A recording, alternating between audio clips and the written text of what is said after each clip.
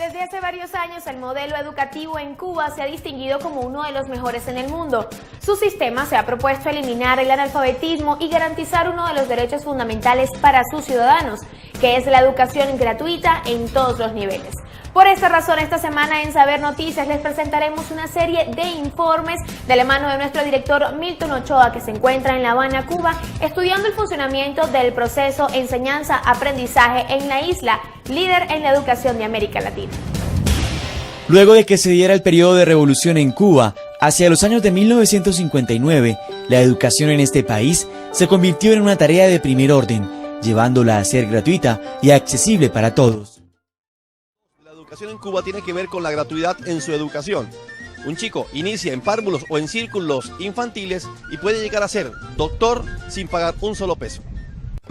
Además de ser gratuita, la educación es de carácter masivo, considerándola como un derecho elemental de cada ciudadano. Yo estudié, después del triunfo de la revolución, la secundaria básica, el preuniversitario, la universidad, hice licenciatura en matemáticas. Después de estar trabajando como 7 años, fui a la Lomonosov, a la Universidad Estatal de Moscú, hice el doctorado en matemáticas, en ciencias matemáticas, regresé, continué mi trabajo y después hice un doctorado en ciencias, en la línea de pedagogía fundamentalmente, y todo eso ha sido gratuito y además pagándome mi sueldo como profesora.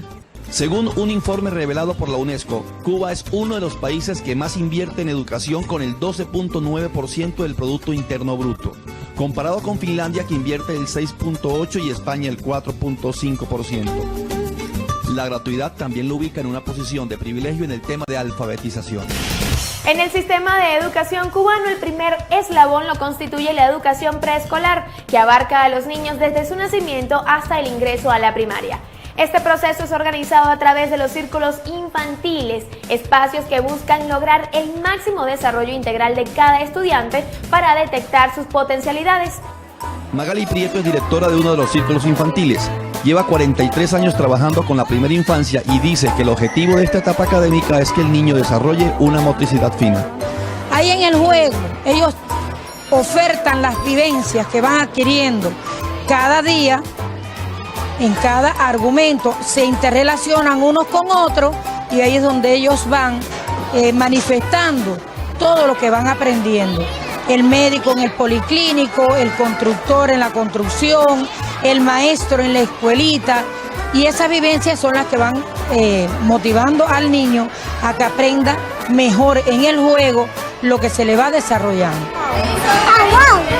El trabajo de una maestra en los círculos infantiles no termina en esta etapa. Ellas le hacen seguimiento al chico cuando pasan al segundo nivel, o sea, la primaria. Según expertos, la clave del éxito educativo en Cuba es la evaluación del desempeño docente. Ese seguimiento que desde hace 27 años se implementó en la isla lo realizan rectores, alumnos y padres de familia, con la intención de detectar las debilidades y las fortalezas de los maestros, ayudándolos a estar siempre en constante formación.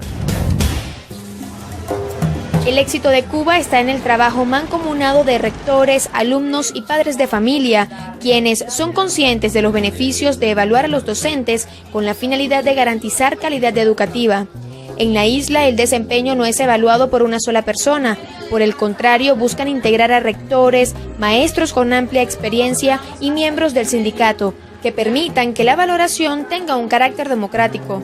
La integración de los padres es fundamental. Las instituciones cubanas desarrollan escuelas de educación familiar con el propósito de que los docentes orienten a los padres de familia sobre cómo actuar frente a las dificultades de sus hijos.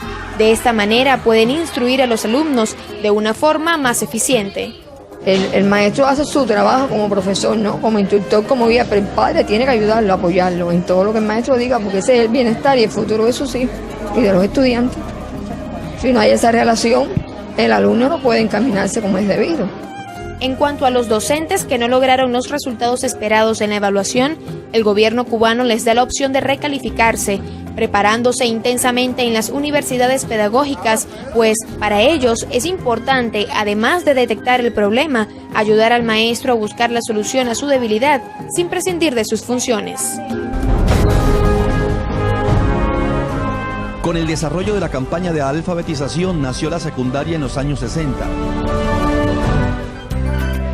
Y tan solo 20 años después logró consolidarse, conformando los 9 años de estudio para toda la población.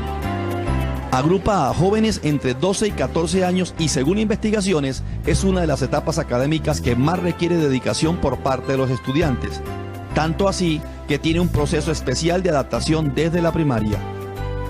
En el caso de la primaria, nosotros empezamos a trabajar con los estudiantes desde que están en cuarto grado. Es decir, los estudiantes que actualmente, los profesores que tenemos en séptimo grado, empiezan a trabajar con esos estudiantes que están en cuarto grado y que en un tránsito de 3 cursos lo vamos a estar recibiendo y estar dejándole al maestro de la escuela primaria cuáles son los elementos de conocimiento por los cuales debe calzar más, profundizar con el estudiante para que una vez que ingresa a la secundaria básica pueda transitar por los diferentes contenidos sin ninguna dificultad. Las asignaturas propias de la secundaria en Cuba son las siguientes: habilidades propias de la lengua materna, matemáticas, ciencias sociales y naturales, inglés e historia.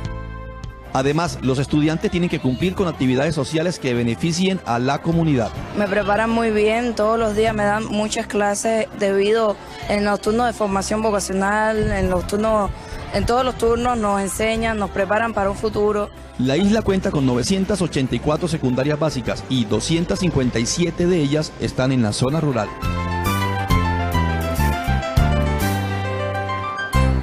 Al finalizar la secundaria, los chicos tienen que tomar una decisión importante. Este grupo de 9º grado tiene que escoger si van a los preuniversitarios o van a los vocacionales, que es el pasaporte para ingresar a una universidad. Para nosotros, la secundaria es el pilar número 3 de la educación en Cuba. El pilar número 4 de la educación en Cuba tiene que ver con las escuelas vocacionales o las preuniversitarias. Estudiantes de 10º, 11 y 12 entran a estas instituciones y se preparan por 3 años para poder adquirir el paso o el pasaporte a la universidad. Una de las escuelas vocacionales más representativas de Cuba es Vladimir Ilich Lenin, donde actualmente están matriculados 1.406 jóvenes. Se encargan de la enseñanza de las ciencias exactas, como lo son física, química, matemáticas y biología. Es decir, allí llegan los estudiantes que en un futuro desean ser ingenieros en cualquiera de estas áreas. En esta escuela me enseñó mucho a estudiar por los libros, a leer los libros todo el tiempo. Muchas veces los alumnos se conforman con las notas de clase y no, aquí se enseña a estudiar los libros, a estudiar a profundidad. La escuela funciona bajo la modalidad de internado y es autosostenible con proyectos agrícolas que trabajan los estudiantes. El pilar número 5 de la educación en Cuba tiene que ver con el proceso de admisión a las universidades.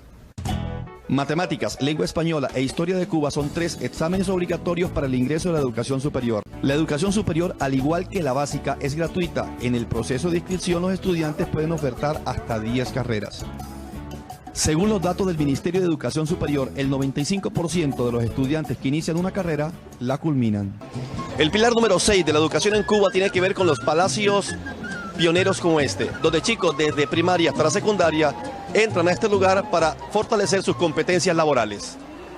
El Palacio de Pioneros es un centro de formación para estudiantes de los grados 4 a 9, donde reciben capacitación técnica, cultural y deportiva.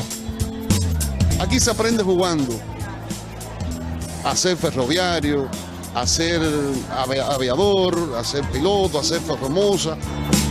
Su principal objetivo es que los jóvenes tengan claro cuál es el énfasis de la carrera profesional que desean estudiar. Proyectos de televisión, panadería, transporte, entre otros, son asumidos en su totalidad por los alumnos en un periodo de 2 meses, asistiendo un día completo a la semana. El Palacio de Pioneros, todo un palacio de conocimiento que busca mantener en el estudiante un equilibrio tanto en lo académico como en la vida cotidiana.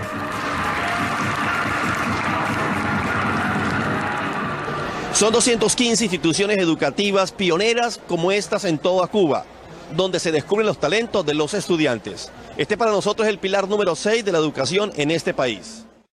En Cuba no encontramos un Ministerio de Educación como normalmente encontramos en los países latinoamericanos y del mundo. En Cuba hay 2 ministerios de educación. Uno, Ministerio de Educación General o Básico, y otro, Ministerio de Educación Superior. Estos 2 ministerios se crearon hace 37 años para trabajar por la educación de Cuba. Este para nosotros es el pilar número 7 de la educación en este país. El pilar número 8 de la educación en Cuba tiene que ver con la dualidad en los maestros o la interdisciplinaridad de ellos. Para docentes y estudiantes, este es uno de los cambios más sustanciales que ha realizado el Ministerio de Educación en Cuba, el cual busca garantizar una atención personalizada e integral para los adolescentes. Si un profesor es capaz de dar biología química, otro da biología y geografía, que son las asignaturas que están muy relacionadas, otro da matemática con la física, uno educación laboral con la informática, el otro da la historia cívica y bueno, el único que se mantiene solo es el español con la literatura, que siempre trabajamos unidos. Entonces, este maestro, bueno, incide desde las dos asignaturas en un mismo grupo y también se evita un tanto que el mismo estudiante tenga la influencia de 8 o más profesores. Aunque la dualidad fue una medida que tomó el gobierno cubano debido a la escasez de maestros hace algún tiempo, en la actualidad esta medida es un pilar fundamental en el desarrollo educativo de este país. El pilar número 9 de la educación en Cuba tiene que ver con los consejos de padres. Ellos juegan un papel muy importante en la educación de sus hijos. Si los padres y los maestros no se relacionan, el niño no se puede ayudar, porque la educación no depende solo del maestro, sino de la casa, de los padres. El maestro hace su trabajo como profesor, ¿no? Como instructor, como guía, pero el padre tiene que ayudarlo, apoyarlo en todo lo que el maestro diga, porque ese es el bienestar y el futuro de sus hijos. Una de las funciones que más nos llamó la atención del Consejo de Padres es que cuando un estudiante falla al aula de clase, ellos lo buscan en sus casas. Si el chico es reincidente, hablan con el padre de familia y hay hasta sanciones si el chico no va a clase. Si el padre de familia no lo encuentran en su casa, lo buscan en su sitio de trabajo. Pero el chico tiene que estudiar. Este para nosotros es el pilar número 9 de la educación en Cuba, el Consejo de Padres o Asociación de Padres de Familia. El pilar número 10 de la educación en Cuba tiene que ver con su nacionalismo. Legados como el de José Martí, entre otros, influyen directamente en la educación en este país.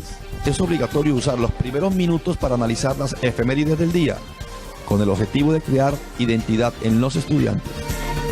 El respeto por los símbolos patrios, la historia de los próceres, al igual que el compromiso y la lealtad, son temáticas evaluadas en el aula de clase.